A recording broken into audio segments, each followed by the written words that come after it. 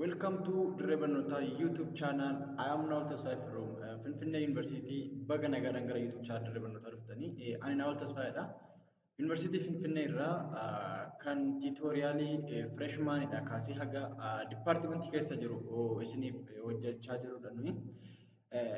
Akkuma waliin ilaalaa turre koorsiiwwan department keessa jiran keessaa koorsii introduction to management jedhu chapter 1 tutorialii guutuu isin biraan geenye jirra.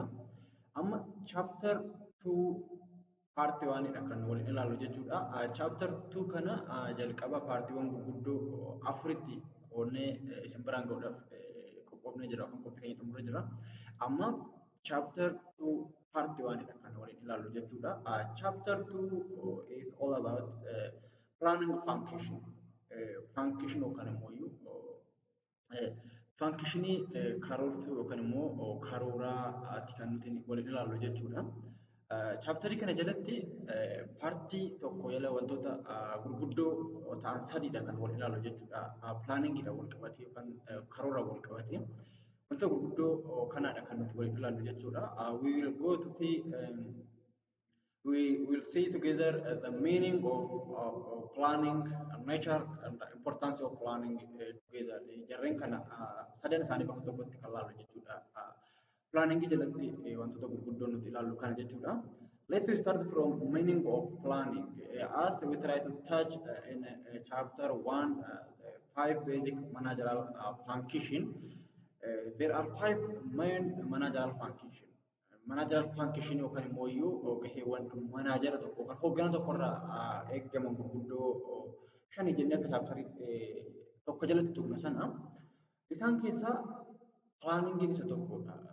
As we remember that there are 5 managerial functions. Those are planning, organizing, leading, controlling, and staffing.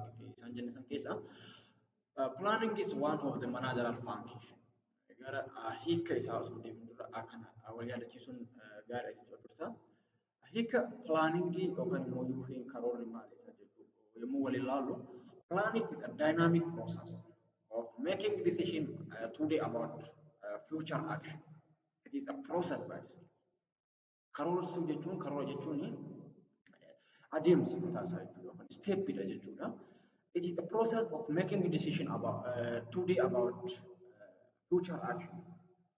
Jechuun decision nuti har'a taasisnu gocha boruuf hojjennu gochoota itti aananii dhufan hojjechuudhaaf murtee yookaan immoo decision nuti goonu we call that as a planning yookaan karoora jennee kan yaamnu gocha nuti boru goonuuf bu'uura kaawwachuu jechuudha. Karoora jechuun gabaabsinee yommuu ilaallu it is a selection or a choice among alternatives.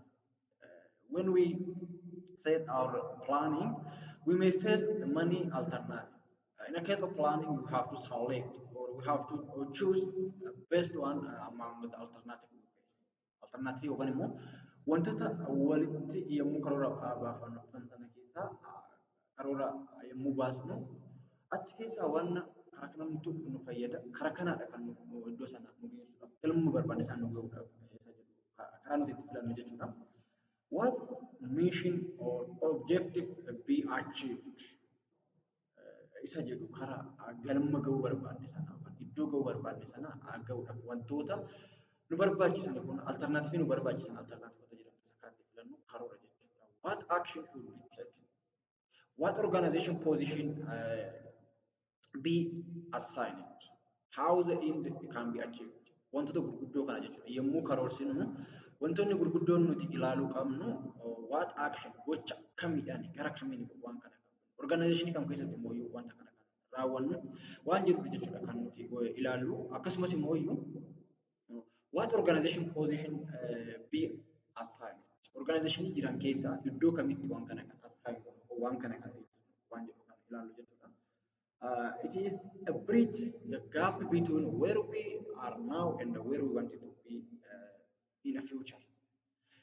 Gaappii yookaan immoo iyyuu garaagarummaa iddoo nuti amma jirruu fi isa fuulduratti iddoo nuti fuulduratti dhaquu barbaannu sana jechuudha. Karoora jechuun fakkeenyaaf I am a student now but I have a my plan. Ani ammaan kana barataadha. haa ta'uti garuu karoora fuulduraatti yookaan immoo galmaan ga'uu barbaadisanaaf karoora nan qaba jechuudha. Amma yeroon barataa ta'ee jiru kanatti karoorri koo ani barataa maneejimentiiti. Karoorri koo inni fuulduraa to be top level manager ta'uudha yoo ta'e kuni gaabbii nuti amma irra jiru kana now I am a student and I plan to be top level manager. Gaabbiin ani amma irra jiruu fi iddoon ani fuulduratti kaa'u sana kan wal biraan nu kan bridge akka riqichaatti nu gargaaru we call that as planning akka karoora jenneeti kan waamnu jechuudha. The other meaning of planning is preparing today for tomorrow. Karoora jechuun har'a boruuf qophaa'u jechuudha waan biraa osoo hin taane har'a iddoo jirurraa waan qabnuun humna qabnuun dandeettii qabnuun karoorsinee iddoo jirru irraa boruuf qophaa'u jechuudha karoora jechuun yommuu gabaabsine ilaallu. It is activity that allows manager to determine what they want to do and how to get it. Mana akka manaajera tokkotti yommuu ilaallu yookaan akka hoogganaa tokkotti yommuu ilaallu karoora jechuun it is allows the manager to what they want maal akka isaan barbaadan karaa itti ifa baasan fi akkasumas immoo karaa barbaadan sana akkamittiin akka galma ga'an wanta itti agarsiisudha jechuudha. Karoora jechuun hoogganaa tokko. They set goals and decide how to reach them. Akkamittiin akka galma sana ga'an karaa isaan ittiin barbaadan jechuudha. Planning focus on a future. Kana jechuun karoorri kamiyyuu waan fuuldura jiruudhaaf kan teessisnu malee waan darbeef miti kan hin karoorsinu. So planning is focused on a future. Fuuldura irratti waan jirutti karoorfata malee. We don't set planning for a past event, for a past action. We plan, we decide for a future action or future course of alternative. Wantoota dhufaanii jiranii fi yookaan wantoota dhufaa jiranii fi kan plan goonu malee waan darbeef miti jechuudha. When we plan, we answer 6 basic questions in regard to any intended activity. Gaaffiiwwan gurguddoo ja'a. We try to answer 6 WH questions in a case of setting a plan. WH question warra jedhamani gaaffiiwwan gurguddoo ja'a yeroo itti deebisnu jechuudha. In case of setting our planning, what isa jedhu what is our goal? Galmi keenya maali? Yookaan immoo iddoon nuti akka barbaannu suni maalidha waan jedhu yeroo nuti itti deebisnu jechuudha. Galma keenya yommuu karoora keenya yommuu karoorsinu when we frame yoomi kan nuti galma keenya sana ittiin eegallu yoomi kan mul'ata keenya sana gomsuudhaaf deemu where eessatti immoo galma keenya sana maal irratti kan nuti the place where the plans or planning will reach its conclusion. Yoomi immoo kan xumuramu iddoo jedhu jechuudha. We set our goal within a frame of time and also we have to answer the question where we reach that goal. Eessatti galma sana kan geenyu jechuudha. Who eenyudha immoo galma sana kan ga'u. When we see in context of one organization, who will perform that task in order to reach our goal. Eenyudha galma sana ga'uudhaaf yookaan immoo karoora keenya sana ga'uudhaaf eenyu kan wanta sana activity sana yookaan task sana fudhatee kan perform jechuudha. Also how wanta sana fudhatee jira. Activity yookaan task sana fudhatee jira. Namni activity yookaan task sana fudhate immoo akkamittiin task yookaan activity sana karaa inni ittiin perform godhu jechuudha kan nuti ilaallu. When we set our planning. And also what a resource. In order to accomplish or in order to finalize karoora keenya xumuruudhaaf kan immoo accomplish gochuudhaaf we need a resource. What type of resource we have in our hand and what type of resource we require from another organization. Qabeenya akkamii harka keenya irraa qabna akkasumas immoo qabeenya akkamiiti kan barbaannu galma keenya ga'uudhaaf jenna jechuudha. Yommuu karoora baasnu wantoota gurguddoo gaaffiiwwan WH question jedhaman kana gurguddoo jaallalla jechuudha karoora yommuu baafannu. Planning is a process. Akkuma jalqaba tuquudhaaf yaale planning is a process by itself. mataa isaadhaan karoora jechuun adeemsa jechuudha. It's a process of deciding what to do and how to do it before the action is required. Karoora jechuun akkaataa nuti ittiin yookaan adeemsa nuti ittiin maal akka hojjechuu barbaannee fi akkasumas immoo wanta hojjechuu barbaanne sana karaa nuti ittiin galma geenyu ittiin ilaallu jechuudha. That is what we call planning. Also, planning involves selecting a mission, objective. In order to set our plan, we have to select our mission from a couple of alternative of our mission. Ergama hedduu qabaachuu dandeenya organization keessatti garuu ergamoota waan qabnu sana keessaa yemmuu nuti itti select goonu yookaan immoo keessaa filannee teechisuu qabna jechuudha yeroo karoora baafannu. Akkasumas galma we may have many objectives that we wanted to achieve, but among our objectives we have to select the better one and the objective that we can reach it. Galma gahuu dandeenya sana filachuu qabna jechuudha alternatiivoota jira sana keessa. The other one is manager who develop plan but do not commit themselves to the action simple wasting the time. Kana jechuun managerri tokko yookaan immoo hoogganaan tokko karoora kan baasu yoo ta'e garuu karoora baasaniif commitment yookaan immoo murannoo yoo qabaanne that is only wasting our time. Such type of manager is wasting his or her time. Yeroo isaa gubuudha yookaan immoo yeroo ishee gubuudha malee karoora baaste irratti murannoo yookaan commitment barbaada jechuudha. For example, if we set or if you set your goal and if you have commitment, that is not setting the goal. Karoora qabda yaa jennu karoora qabda karoora mataa keessanii. Karoora mataa keessanii qabaatan sanii fi yemmuu murannoon qabaanne karoora teechiste irratti wantoonni hedduun fees yookaan immoo wantoonni hedduun si qunnamuu danda'a wantoonni abdii si murachiisan. Isa keessatti murannoo yoo qabaanne that's only wasting our time. Yeroo kee gubuudha malee karoora qabdan jedhamu jechuudha.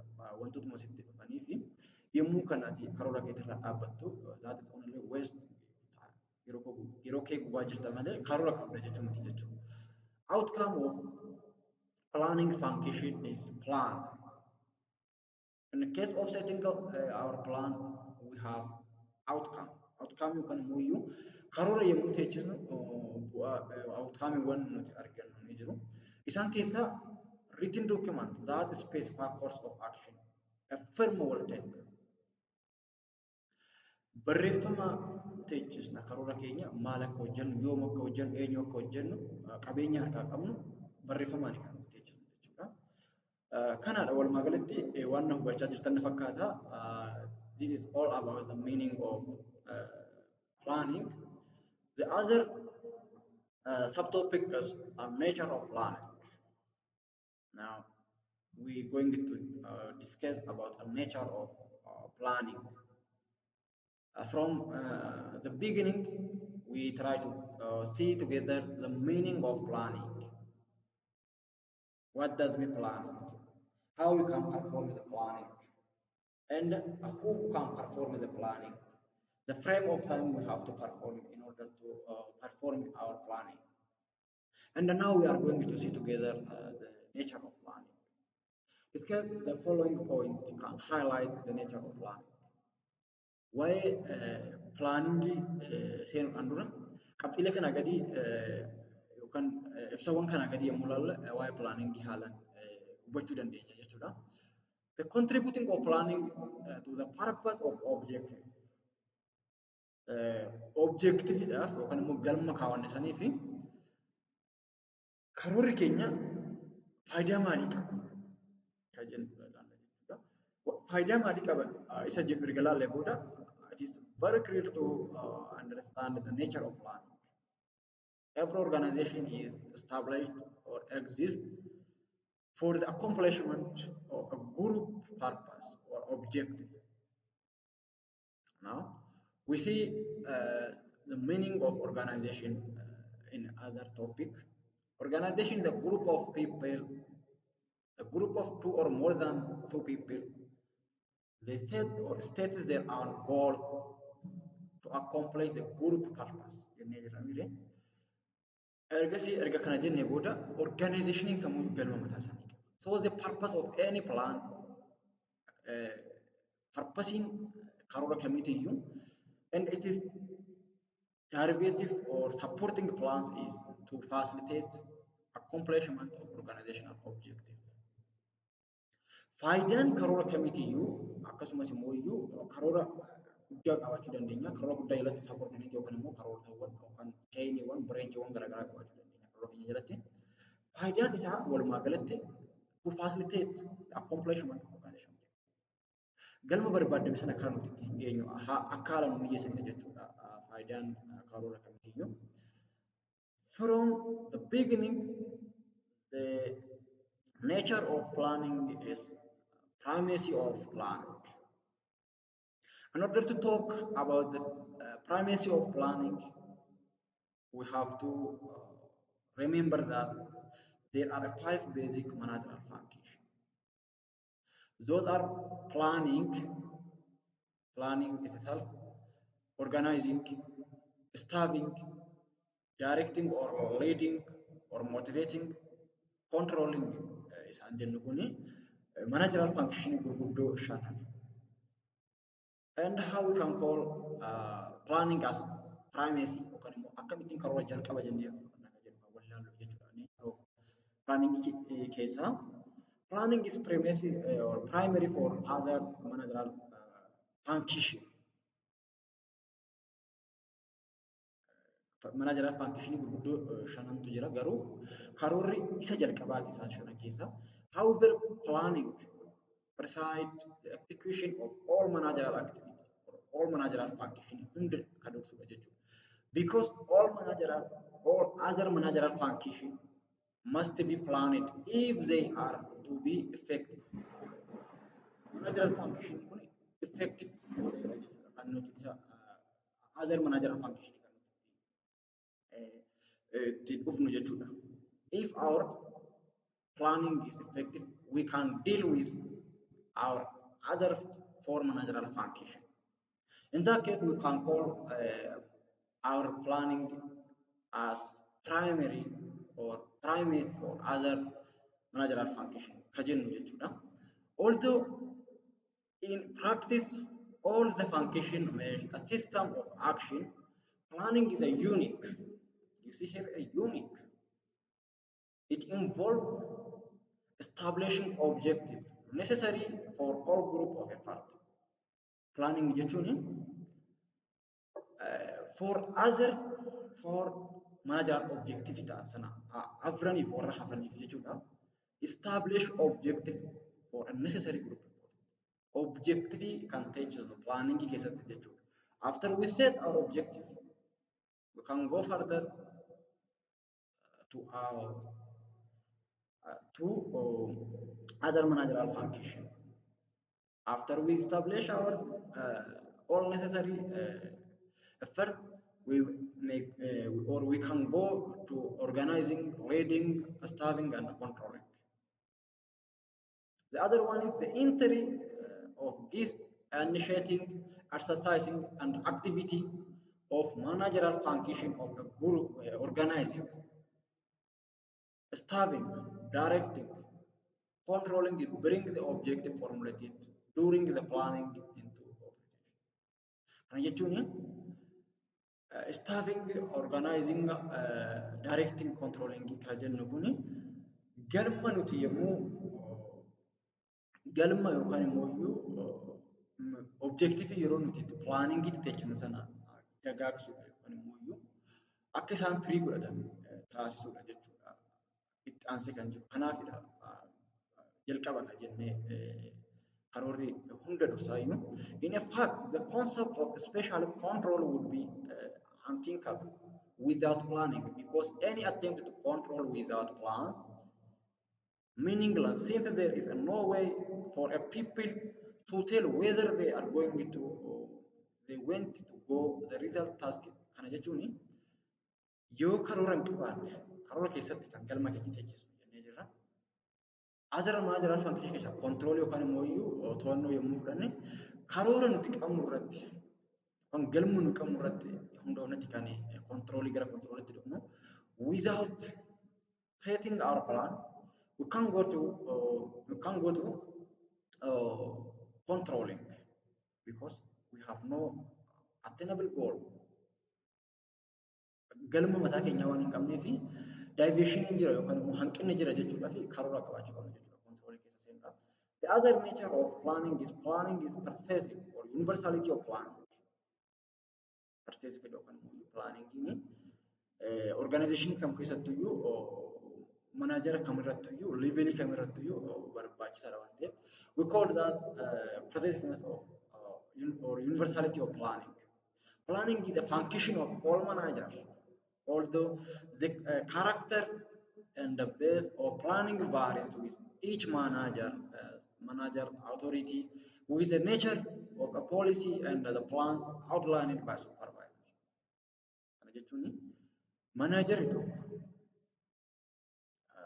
yommuu wal yaadachiisuudhaaf duubatti deebinu manaajara iddoo sadiitti qoodnee jirra top level, middle level and low level. Those three level of managers have their own planning. Iddoo kamittuyyuu hoogganaan kamiyyuu karoora mataa isaa qaba jechuudha. Namni kamiyyuu at individual level, at a group level, at the organization level, every person has his own planning. I have my plan. You have also your plan, your own plan. Kana jechuudha. Karoora mataa keenyaa hundi keenya nu qabna. Ani karoora mataa keenya kun qaba. Isinis karoora mataa keessanii qabdan jechuudha akkasuma. That is all. This is all. All manager from the president to the first level supervisor plan. Jechuun from the top level manager to the low level or first level manager or supervisor level manager have their own plan. Even for a personal life we plan. Jireenya mataa keenyaaf jireenya dhuunfaa keenyaaf karoora mataa keenyaa qabna jechuudha hundi keenya. It is difficult to call a person manager if he or she does not plan. Manaajara tokko yookaan manaajara takka karoora mataa ishee hin qabaanne manaajara jennee tooti waan waamnuuf hin qabnu jechuudha. Waamnu jechuudha nama karoora mataa ishee hin qabne yookaan karoora mataa ishee hin qabne manaajara jechuun rakkisaadha jechuudha. The other one is planning and information. The nature of planning is planning and the nature. Another one. Basically, no plan exists without information.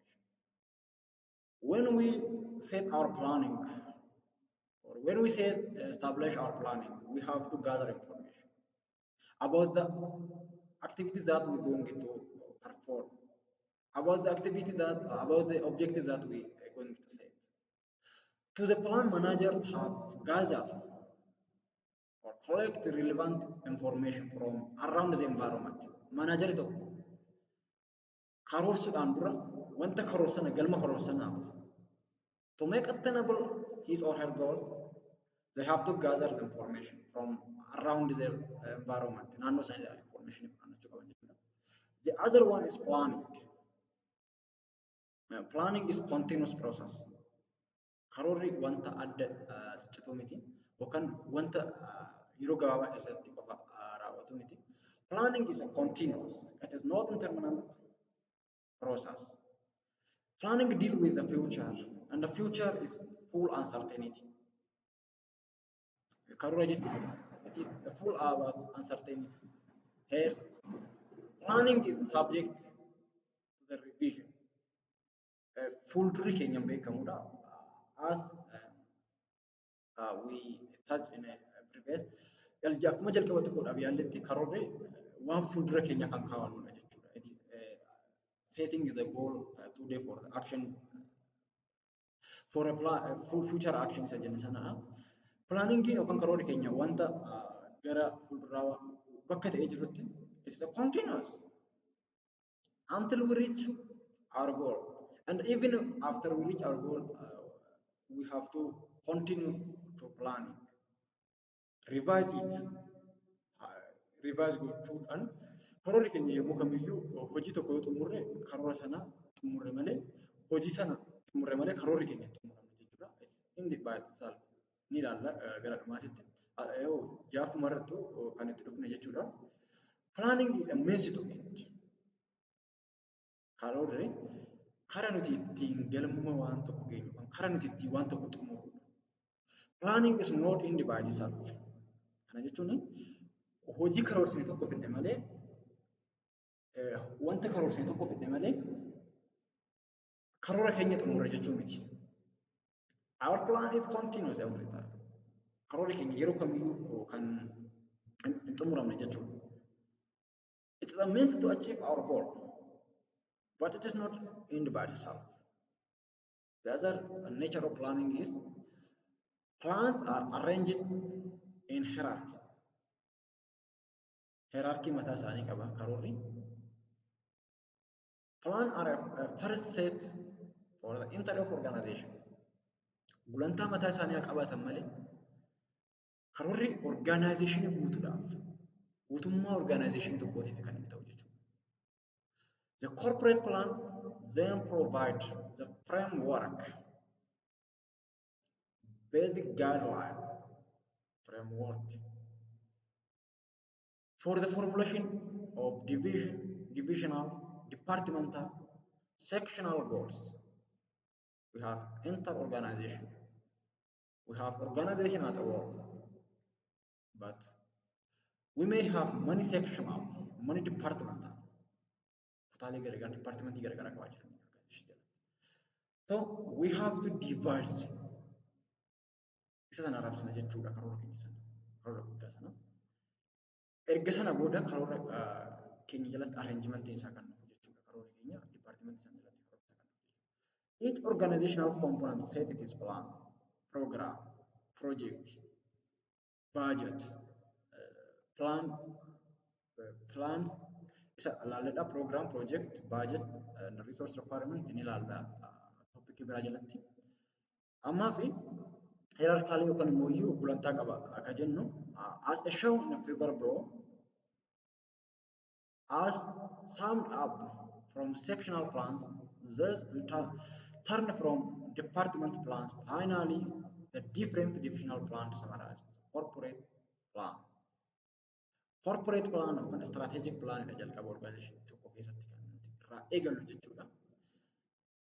Corporate or strategic plan is started at the top level of management. Top level irraa kan ka'u jechuudha. Organization tokko keessa.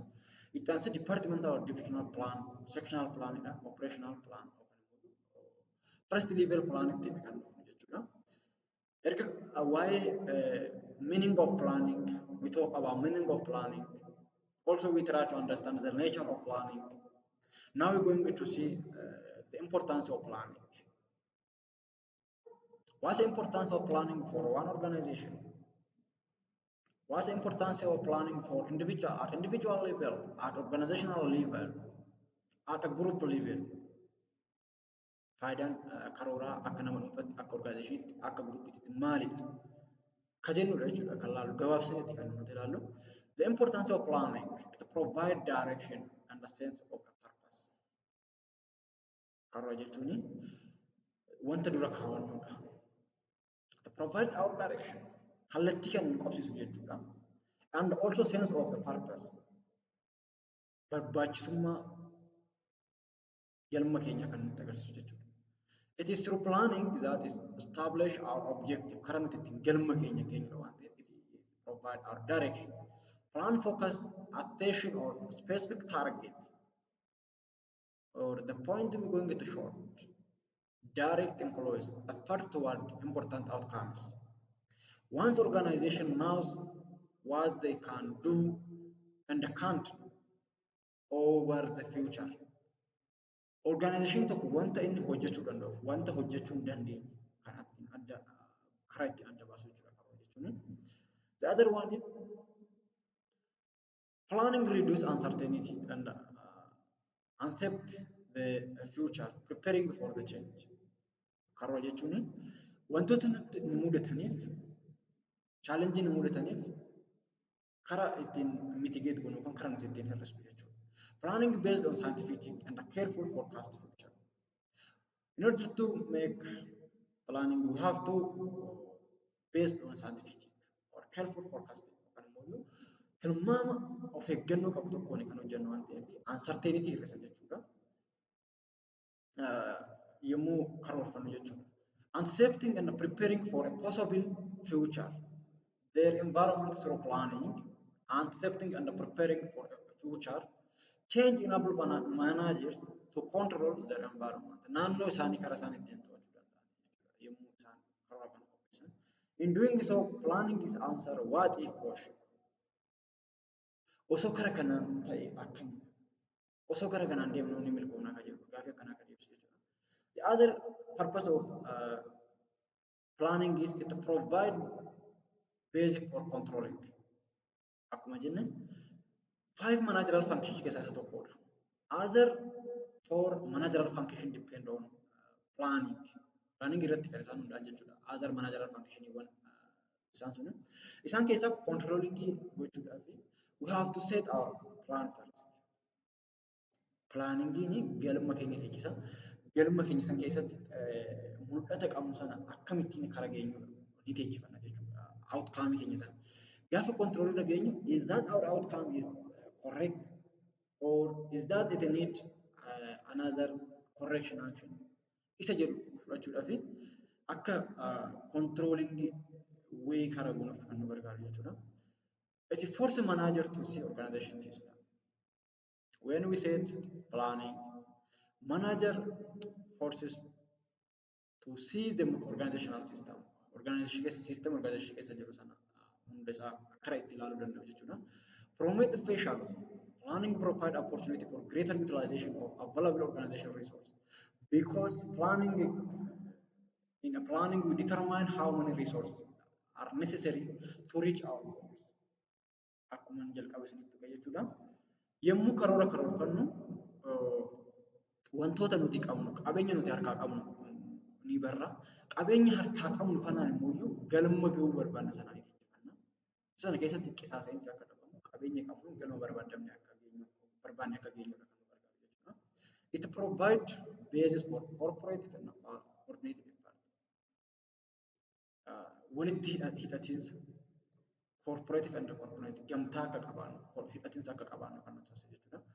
Developing manager as keessatti koo dubbachuu barbaanna. Developing manager. In a case of setting planning, manager have to forecast, analyze, gather information, and do so many activity. In that case, he or she develop his or her ability. The act of planning involves high intellectual activity. Baay'ee taalentii waan gaafatudha jechuudha. Waan dandeettii gaafatudha jechuudha. Karoorsu jechuudha. Kana keessatti yommuu hoogganaan tokko yookaan hooggantuun takka karoora karoorsitu dubbisuun jira, naannoo information barbaaduun jira, soorsiiwwan garaagaraa ilaaluun jira, forecast gochuudhaaf jechuudha. Ragaa qabatamaa barbaaduun jira.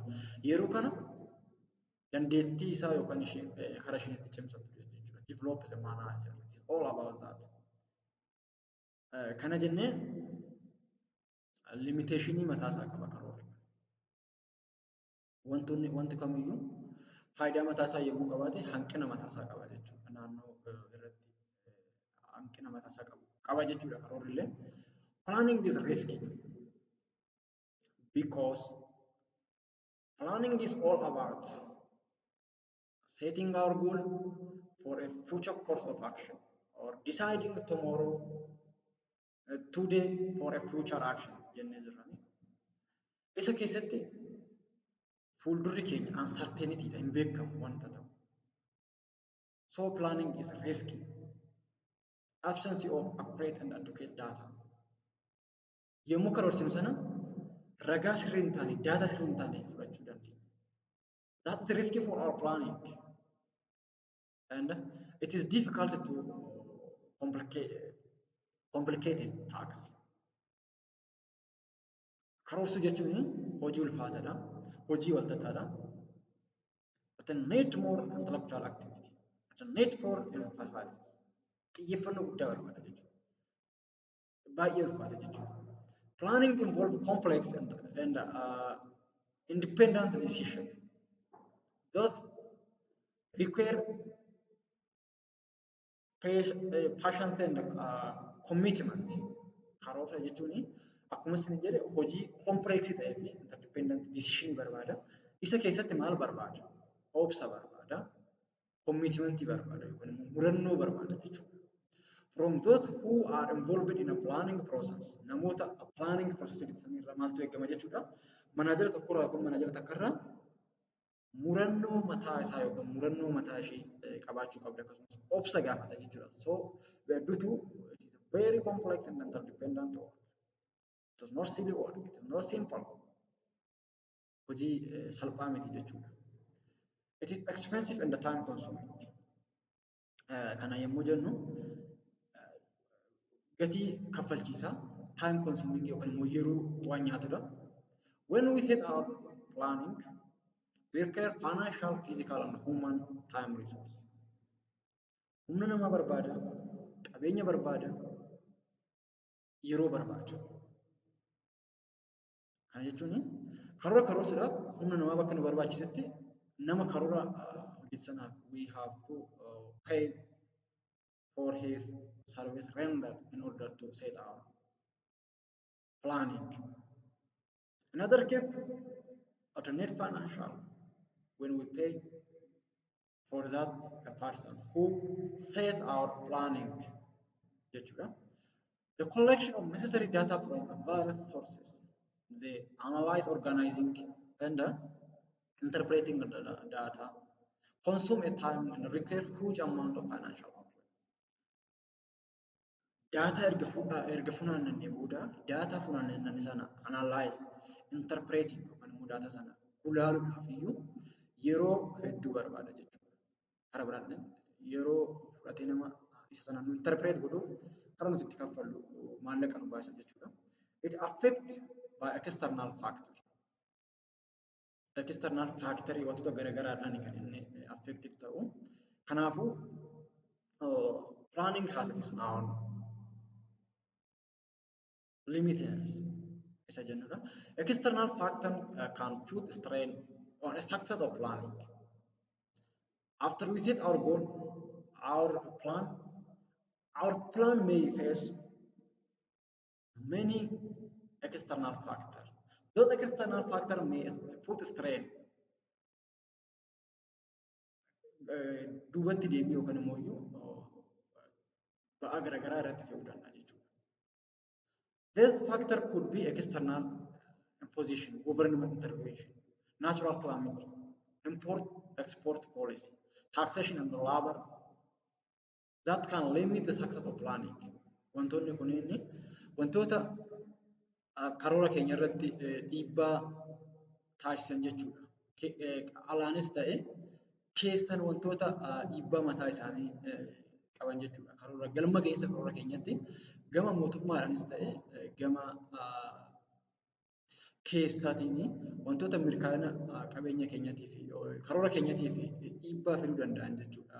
Isaan sunniin when we see the external environment that influence our planning or that bring our planning limitation, we may see simply as a pestle. Isa screen irratti ni barreessi kana gabaabaadhaan external factoriin pestle jennee teessisuu dandeenya. Political, economic, social, technological, legal and environmental system. Those are external factors that may put strain on our success of planning. Isaan kana gabaabatti qabachuu dandeessu jechuudha. So, paartiin inni jalqabaa chapter 2 isa kanaadha. Paartii itti aanu kan wal ilaallu ta'a jechuudha. Agasitti warri YouTube channel dirree barnootaadhaaf haaraa hin taane YouTube channel dirree barnootaa subscribe gochuudhaan maatii keessa yaa ta'u dirreen barnootaa filannoo keessa haa ta'u.